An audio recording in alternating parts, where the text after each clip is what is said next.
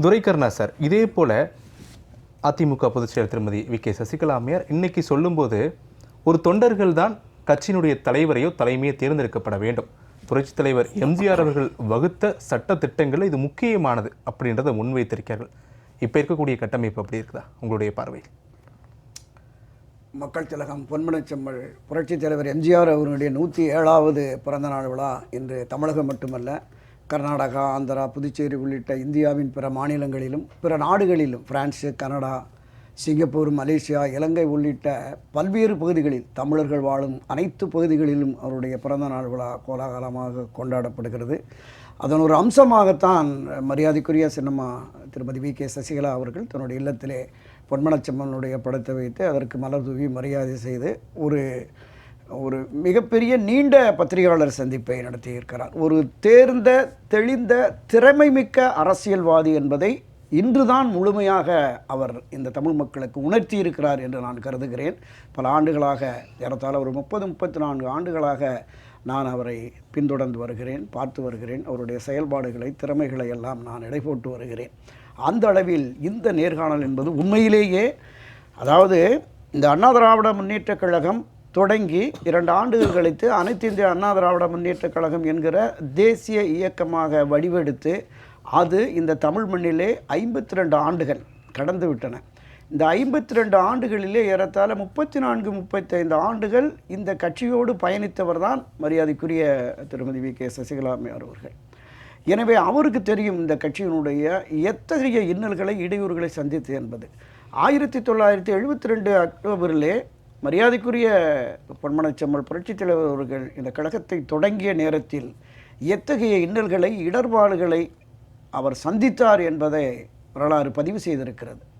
உலகத்திலேயே எந்த ஒரு அரசியல் கட்சியும் இந்த அளவிற்கு இன்னல்களை, இடுக்கண்களை, சோதனைகளை சந்தித்ததில்லை. 1972லிருந்து 76 திமுக ஆட்சி அகற்றப்படும் வரையிலும் பல்லாயிரக்கணக்கான அதிமுக தொண்டர்கள் அடி மண்டை உடைக்கப்பட்டது, அவர்கள் சொத்துகள் சூறையாடப்பட்டது, உடைமைகள் களவாடப்பட்டது, 6 பேரை படுகொலை செய்தார்கள்.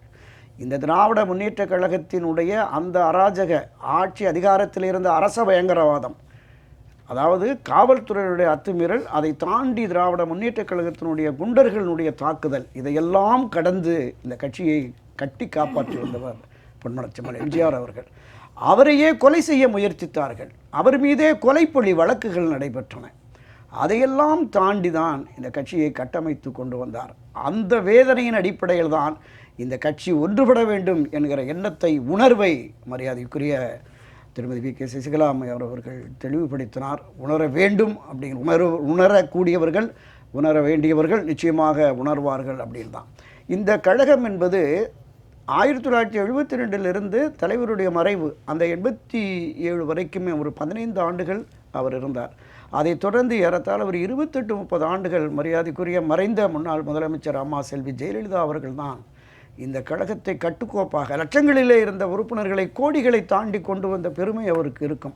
அந்த கோடிகளை தாண்டி கொண்டு வருவதற்கு அவர் பட்ட பாடு, அவர் சந்தித்த இன்னல்கள் என்பதும் மிகப்பெரிய ஒரு வரலாற்று பதிவு. 1988 செப்டம்பர் 15 தொடங்கி 1989 சட்டப்பேரவை பொதுத் தேர்தலை சந்திக்கிற அந்த காலம் வரை ஏறத்தாழ ஒரு 6 மாதங்களுக்கு மேலாக தமிழகம் முழுவதும் இரவு பகல் பாராமல் சுற்றுப்பயணம் செய்தார்.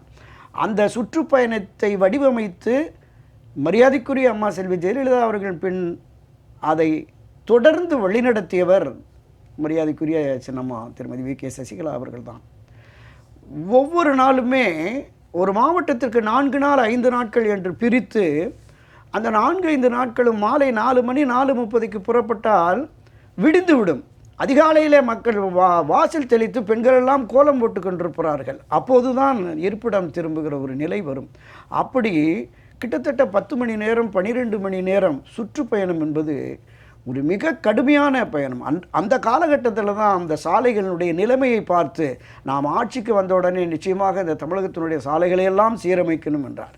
பல பகுதிகளில் அந்த மக்கள் படுகிற துயரங்களை நேரடியாக பார்த்து குறிப்புகளை எடுத்து அந்த துயரத்தை தீர்க்குவதற்கு நாம் என்ன செய்ய வேண்டும் என்கிற விஷயங்களை எல்லாம் கூட மரியாதைக்குரிய சின்னம்மா வி.கே. சசிகலா அவர்கள் அந்தந்த பகுதி பிரச்சனைகளை அம்மாவிடம் சொல்லி அதை பேச சொல்வார்.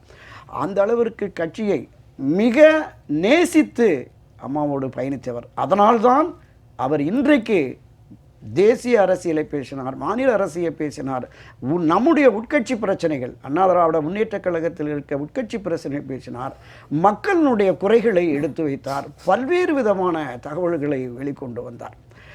இந்த கட்சி என்பது தொண்டர்களுக்கான கட்சி. நீங்கள் குறிப்பிட்டது மாதிரி அடிப்படை தொண்டர்களால் தலைமை தேர்ந்தெடுக்கப்பட வேண்டும் என்கிற விதி உலகத்தில் எந்த அரசியல் கட்சியிலும் இல்லை. அதனால தான் கோர்ட்டுக்கு போன உடனே ஒரு அரசியல் கட்சியினுடைய உச்சபட்ச அதிகாரம் பொதுக்குழு என்று பேசுகிறார்கள். பொதுக்குழுவுக்கோ செயற்குழுவுக்கோ எந்த குழுவுக்கோ இல்லாத அதிகாரத்தை தொண்டர்களிடம் கொடுத்தவர் தான் பொன்மனச்செம்மல் புரட்சி தலைவர். அவருடைய அந்த விதி 43ல் இந்த தலைமைக்கு பொதுச் செயலாளராக தேர்ந்தெடுக்கப்படுபவர்கள் அடிப்படை உறுப்பினர்களாக தேர்ந்தெடுக்கப்பட வேண்டும் என்கிற இந்த விதியை மாற்றவோ திருத்தவோ நீக்கவோ யாருக்கும் எவருக்கும் எந்த அதிகாரமும் இல்லை, பொதுக்குழு உட்பட. அப்படிப்பட்ட ஒரு விதியை உருவாக்கி வைத்தவர், தொண்டர்களுடைய இயக்கமாக இந்த கழகத்தை கட்டி காப்பாற்றி வந்தவர் பொன்மனச்செம்மல் புரட்சித் தலைவர் எம்ஜிஆர் அவர்கள். அவர் வழியிலேயே பயணித்து தான் அம்மா அவர்களும். இதில் ஒரு குறிப்பிடத்தக்க விஷயம் என்னென்னா, அம்மா அவர்கள் ஒரு 3 முறை 1989, 96, 98 இந்த 3 காலகட்டங்களில் அரசியலிருந்து நான் முழுமையாக விலகிக் கொள்கிறேன் என்கிற முடிவை எடுத்து அறிவிப்பும் செய்து விட்டார். அந்த 3 முறையும் அவரை சமாதானப்படுத்தி, பொன்மனச்செம்மல் புரட்சித் தலைவர் உங்களிடம் இந்த இயக்கத்தையும் தொண்டர்களையும் ஒப்புவித்து சென்றிருக்கிறார், அவர்களை நீங்கள் வழிநடத்த வேண்டும், அவர்களுக்கான ஆட்சியை நீங்கள் நடத்த வேண்டும், பொன்மனச்செம்மல் புரட்சித் தலைவர் வழியிலே ஏழை எளிய மக்களுக்கான ஆட்சியை நீங்கள் நடத்த வேண்டும் என்று அவரை சமாதானப்படுத்தி கட்சியில் தொடர வைத்து தலைமை பொறுப்பு ஏற்க வைத்தவர் மரியாதைக்குரிய சின்னம்மா வி.கே. சசிகலா என்பது அவரை நன்கு அறிந்தவர்களுக்கு, என்னை போன்றவர்களுக்கு நிச்சயமாக அங்கே இன்றைக்கு தலைமை பொறுப்பில் இருக்கிற அதிமுகவின் பல்வேறு பிரிவுகளில் இருக்கிற பலருக்கும் இந்த உண்மை நிச்சயமாக தெரியும். குறிப்பாக 1998 மரியாதைக்குரிய சின்னம்மா அவர்கள் அவருடைய சொந்த ஊருக்கு சென்ற நேரத்தில் மரியாதைக்குரிய அம்மா செல்வி ஜெயலலிதா அவர்கள் ஒரு இறுதியான முடிவை எடுக்கிறார். இனி நான் தொடர்ந்து அரசியலில் ஈடுபடப் போவதில்லை என்கிற அந்த முடிவை எடுத்துவிட்டு பத்திரிகையாளர் சந்திப்பு நடத்துகிறார்.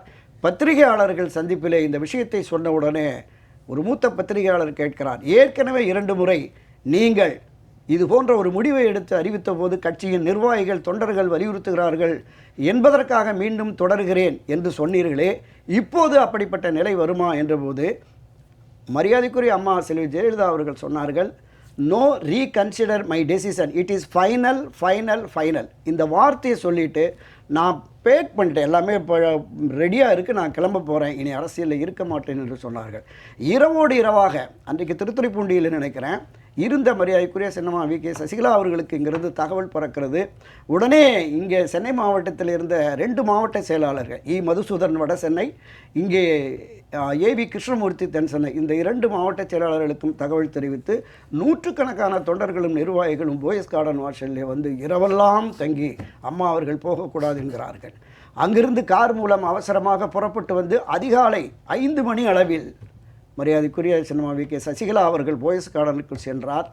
அப்போது தலைமை கழக நிர்வாகிகள் எல்லாம் வருகிறார்கள், நீங்கள் எல்லாம் தலைமை கழகத்தில் இருங்கள் என்று அறிவிப்பு செய்துவிட்டு பகல் 10 மணி வரையிலும் ஏறத்தாழ 4-5 மணி நேரம் பேசி சமாதானப்படுத்தி ஒரு அறிக்கையை ரெடி செய்து, அந்த அறிக்கையை அன்றைய தினம் இருந்த எஸ்.சி. சோமசுந்தரம் ஐயா அவர்கள் சொன்னார், இது மாதிரி தமிழகத்தின் பல்வேறு பகுதிகளிலும் அம்மா தொடர்ந்து அரசியலில் நீடிக்க வேண்டும் என்று விரும்புகிறார்கள், ஆங்காங்கே தீக்குளிக்கும் முயற்சி நடக்கிறது, தற்கொலை முயற்சி நடக்கிறது, இதை தடுத்து நிறுத்த வேண்டும் என்பதற்காக நான் தொடர்ந்து அரசியலில் ஈடுபடுகிறேன், உங்களை காப்பாற்றுகிறேன் என்கிறார்.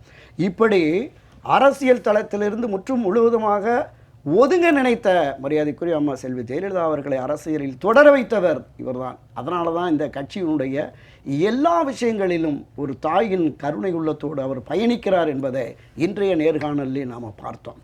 பல சந்தர்ப்பங்களில் பல இடர்கள் இன்னல்கள் வந்தபோதும் துணிச்சலாக நின்றவர். இதில் இன்னொரு விஷயத்தை நம்ம பதிவு பண்ணணும்.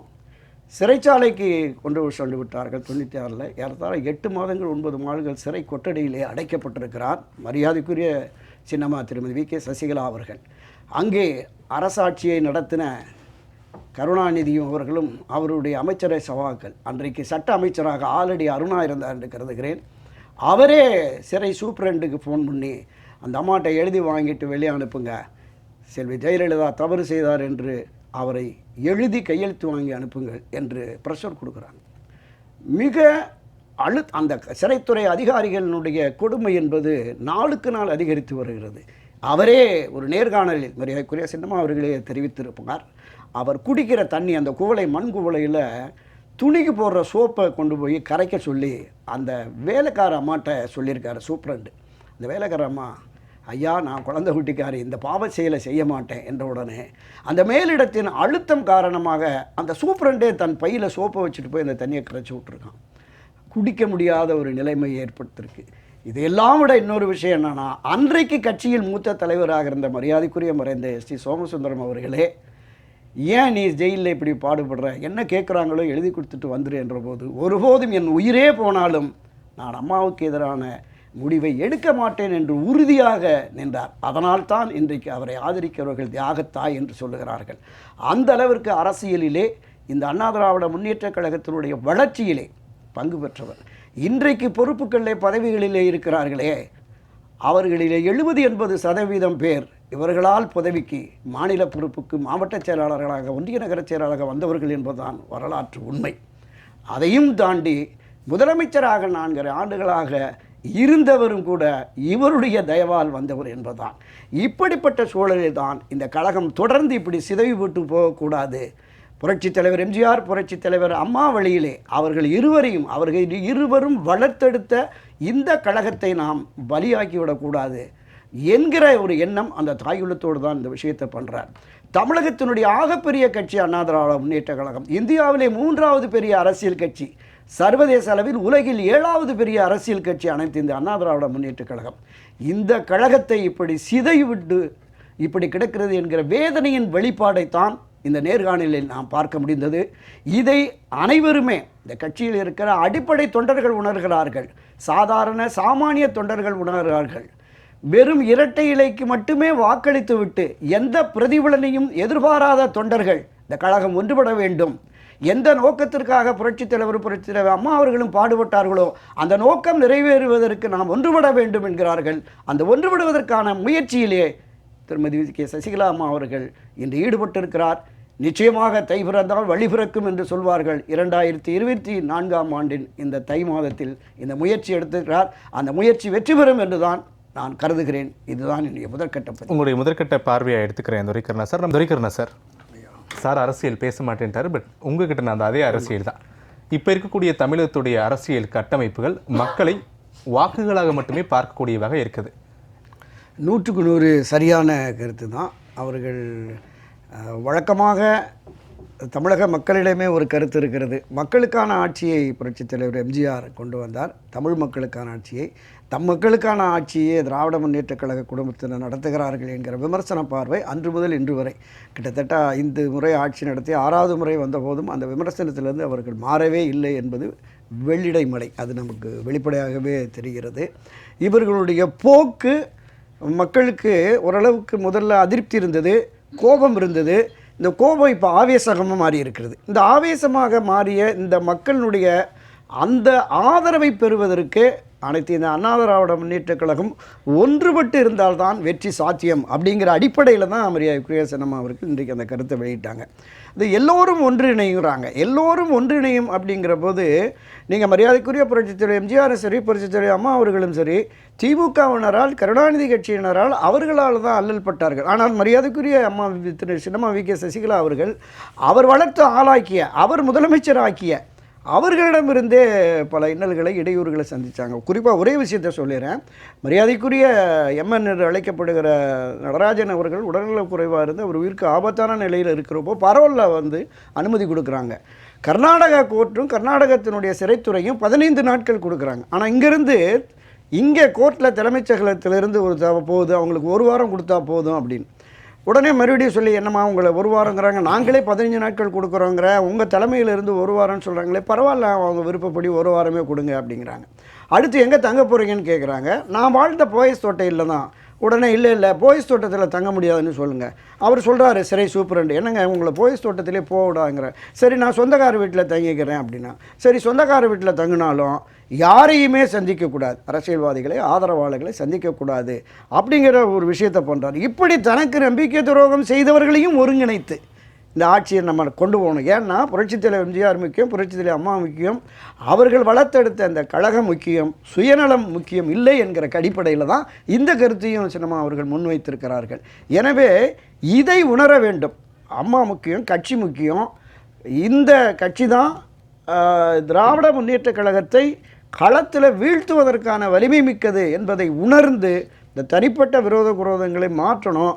மக்களுக்கான ஆட்சியை வழங்கிய புரட்சித் தலைவர் எம்ஜிஆர் அவர் கொண்டு வந்த சத்துணவு திட்டம், தண்ணீர் வழி திட்டம், இந்த ஒரு விளக்கு மின் திட்டம், இதை தாண்டி அம்மா கொண்டு வந்த அந்த ஏராளமான திட்டங்கள், அம்மா மழைநீர் சேகரிப்பு திட்டமாகட்டும், இந்த தொட்டில் குழந்தை திட்டமாகட்டும், அவர் கொண்டு வந்த ஆடு மாடு வழங்குவது, மிக்சி கிரைண்டர் ஃபேன் வழங்குவது, இப்படி மக்களுக்கான ஆட்சியை நடத்திய அண்ணா திராவிட முன்னேற்றக் கழகத்தினுடைய ஆட்சி மீண்டும் வர வேண்டும் என்றால் கழகம் ஒற்றுமைப்பட வேண்டும் என்று விரும்புகிறார். அந்த விருப்பம் நிறைவேறும். இறைவன் நிச்சயமாக அதற்கு ஒரு வாய்ப்பை வழங்குவார் என்று நம்பலாம். வணக்கம்.